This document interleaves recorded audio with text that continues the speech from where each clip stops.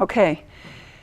Thank you. I'm very glad to be here and discuss this paper. And I'm kind of going to pick up where the presenter ended. It seemed like it was a very revolutionary idea that if something is risky, it actually is considered risky by regulators. But you'd be shocked. So I start with a bunch of general things that I'm going to try to post the slides because I have so many of them that I won't finish. But this is a little bit of background. First of all, banks and governments, which the authors started with as well.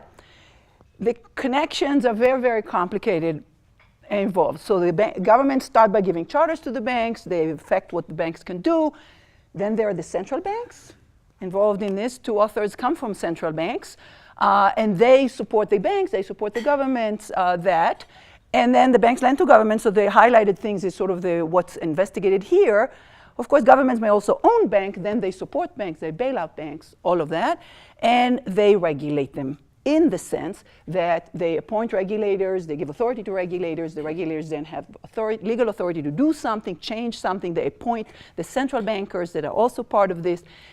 And there is politics in the sense of the banks themselves influencing policy. Europe, a little bit about Europe. So you probably know all of that. European Union, 28 countries, Eurozone, 19 countries. This is important for understanding the context of this paper. The banking system in Europe is very large, just to kind of set some notion. The largest in the world relative to the economy. So Europe is very bank reliant, and it's very important. And in fact, I would argue, and we can talk about this over other meals, that part of the big part of the problem in Europe is a very, very unhealthy banking system. Continuing this, the Treaty of the EU allows cross-border banking, but the supervision and regulation until very recently, and we just had this beginning to change a little bit, is entirely national. And this is very, very important because I'm going to pick up on the places where she said regulatory compliance. And what does that mean? Why would regulatory compliance means you take more risk? Well, we'll see why. The regulations usually based on Basel were based on Basel II before in 2004, and Basel III right now pretty much. And now they started a banking union for some of the banks, the biggest bank. It's a small fraction of the actual banks, and there's some issue about legal stuff, but it just started. They just put in place sort of a resolution mechanism. Deposit insurance in Europe is a mess in the sense that it's not FDIC. So for people from the US, they don't have FDIC. It's all implicit, and it's mostly national. And nowadays, basically, it's not going to happen anytime soon because recently Schäuble from Germany said that he's going to challenge the whole concept of deposit insurance because he doesn't want to pay, etc. Treaty change, forget it. That's like changing, you need to change the constitution or something, not going to happen. So deposit insurance is a big question mark right now, which is a huge problem actually. Recent events, you know some of that, but the European banks were hit very, very hard by the US mortgage crisis because they were very intertwined with the US mortgage market, and there were numerous bailouts. Now, one of the reasons they were incredibly weak coming in because of Basel II, and so that's part of the problem is the regulations, my argument. Bailouts took down entire countries in a few places and made the sovereign stressed in Ireland, in Iceland, and then in Spain as well, of course, in Cyprus. And then there is the sovereign itself borrowing, which is more sort of Portugal, Italy, etc. And Greece, of course, Greece. And so there were repeated bailouts of Greece in particular. And so what's called here the stressed market, that's not over yet. So I'm going to try to expand the window much until today. What she calls what the authors call the end of the crisis is Draghi's statement that they'll do whatever within the mandate, whatever they can for the euro. But of course, that's within the mandate, and the mandate is now not to save the Greek banks. So there was a major Greek crisis since then. So the debt crisis is ongoing, and just stay tuned because it's not over yet. So here is a graph from another study that is mentioned here from a year ago by the ESRB, a very large study precisely on this topic. And what you can see here is the window from 2000 to 2014. exactly by the description, by the distinctions that's made in this paper between stressed and unstressed countries over the entire window. And what you can see here is that the authors are focusing on this little window, 2010, 2012. But what you can see is essentially that the stressed countries' banks have reduced dramatically over the years leading up to the financial crisis, 2008, and then have been increasing, while the foreign banks in those countries will increase. I'll show you that. But the little part that you see there is a much bigger picture to it, where you can see that the exposures of domestic banks to their sovereign in those stressed countries is basically going back to pre-harmonization period, okay? Now, what's going on here? So here's sort of the basic thing. The basic trend is before 2008, domestic banks diversified away from their sovereign, and foreign banks came in. So, and there was a lot more lending to the weak countries by the banks of the foreign countries in Europe, because all of them are regulated with the same zero risk weight. So the French banks in particular, and I'll show you the graphs, and the German banks and the Swiss banks from the countries from which the authors are coming from, who are shining their lights on the terrible interaction of governments and banks in Greece, I can say what they might not be able to say, that it's their own governments that are really part of the problem here. Post-2008, there was a major retreat of the foreign banks from some of these countries, especially Greece, and then the domestic banks picked up just some of this, okay? And most of it went where? To those same institutions and to the public. That's what happened. So here is the invisible hand of government.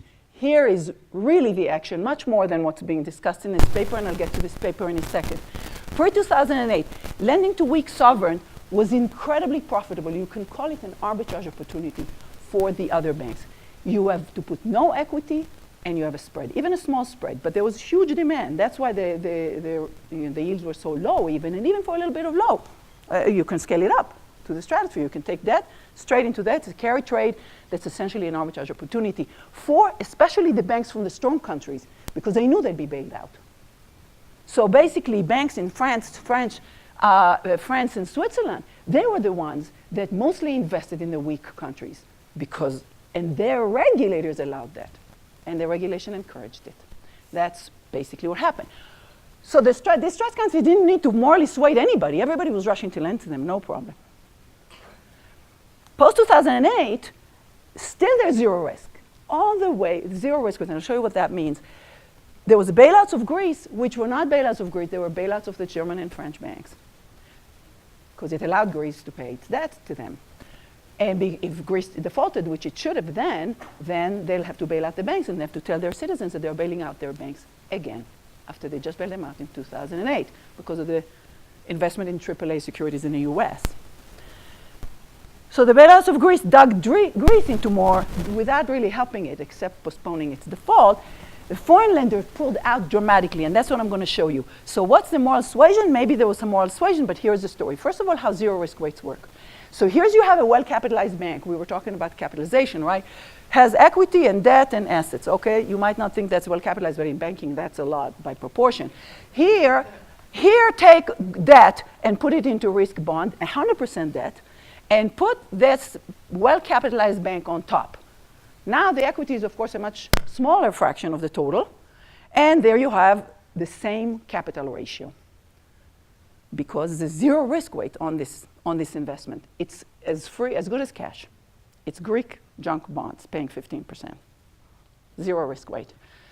So then you might lose. That's Cyprus. This is a story of Cyprus, okay? So Cyprus banks didn't get the memo to get out, and they didn't. So here they were being unable to absorb losses when Greece did the restructure in 2012, after safely the Swiss and French and German banks were mostly out of there. So this paper focuses on whether the Greek government morally swayed its banks which probably did happen. The facts about these sovereign exposures are extensively studied elsewhere. So there are a number of papers by Pagano, and some of them are cited. The ESRB is a big, thick study on precisely this problem. And they mentioned moral suasion as part of what the problem, but it doesn't matter why. It's clear that the banks in the distressed countries became more exposed to their sovereign, and there was a more of a symbiosis there. So the novelty here is this high demand months, low demand months. The issuance amounts are not entirely exogenous. I mean, this is just a rolling of debt. If you want to pull out, that's the natural month to pull out. If so somebody's got to buy what they offer, and of course the yield matters as well. Now the results are consistent with the moral suasion. I'm going to spend a lot of time on the empirics also because I'm not an empirical person, but they can't rule out a few things, and one of them it was not mentioned here, which is the risk of the euro imploding or the risk of exit from the euro, which was very relevant for Greece even in 2010-11. There were articles in 2011, where Schäuble said he basically wants Greece out. I mean, you had to read it, but now it was completely in line with what actually happened. So he was saying we need a crisis to kind of straighten out, the euro, and Greece was going to be thrown out because they made a mistake of taking it in the first place. But in any case, so the thing about this is that domestic banks are better hedged against this redenomination risk. So because all their assets and liabilities are in that currency, so should their currency change, they are there. So they are differently positioned with respect to their sovereign as well. They are much more exposed to the default of their sovereign because the whole economy is about that. So it's about the rest of the businesses, their loans. So they are just much more there, and their dependence. So in other words, you cannot rule out that it was voluntary choice to be exposed, whether it manifests itself in these months or that month. It doesn't matter to the total bottom line. And so it's hard to infer that this was suboptimal for the banks, that the government needed to twist their arms to do that. In the context of whoever else was there, it may have been the right thing for them to do from their narrow perspective, including from the regulation, but I'm talking more about the foreign banks. Now, Greece is different from the others because it's only about Greece that we were really seriously talking about a Grexit.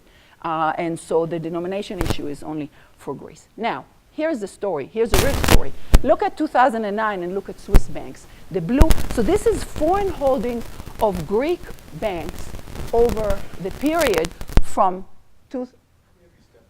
2007 all the way to 2015, and you can see the trend, and by color. So the tan is the French banks. I'll show you more. And the green is the German banks, and the blue is the Swiss banks. Now look at abruptly the Swiss banks just getting out entirely. So the blue goes from big to nothing right there in 2009. And then you have a gradual exit of the French banks and the German banks, private banks, from Greece.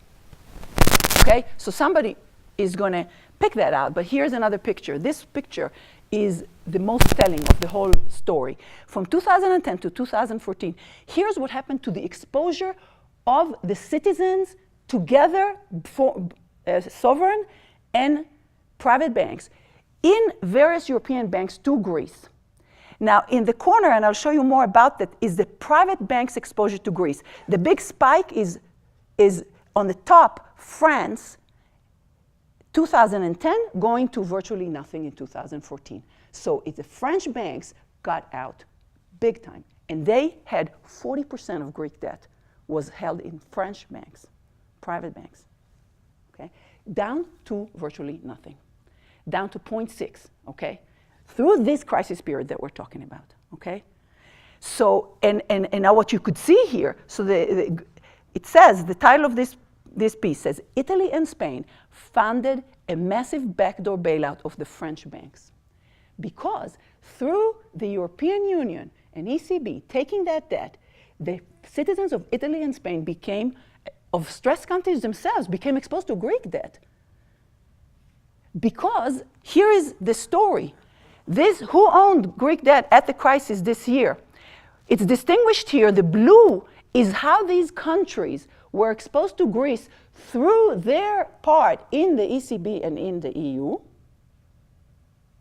versus their private banks. In other words, the German private banks moved their exposures to the German public. And Germany became the biggest creditor of, but not German banks, German government. And similarly, France is still exposed, but not to the private banks anymore. And all of a sudden, Italy is exposed and Spain is exposed, which didn't have exposures before.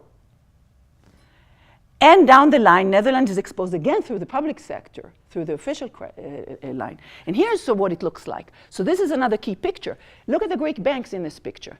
The Greek banks are only 3% of this problem, even after the Suasion and all. So all this debt of Greek, a stressed country, is actually with the official sector. And that's what we saw. They are extremely harsh creditors, okay? And they'll use the ECB and all kinds of tricks. Yes, okay. So why regulate leverage in banking? I have these papers. You need to regulate leverage in banking because banks have incentives to lever too much, and guarantees and bailouts encourage that.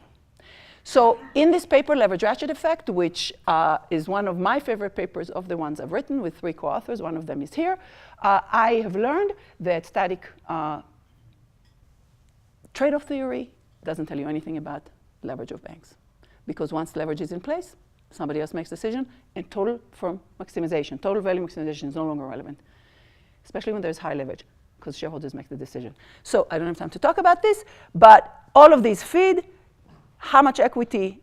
I also have a book about that with Martin Hellwig. These are outrageous, ridiculous numbers. There's no analysis that justifies these numbers, 0, okay? The risk-weighted ratios, assets to risk, equity to risk-weighted assets don't even measure leverage. And what the risk weights are doing is they're allowing the banks to lever through the 0 risk weights especially. That's the way to lever.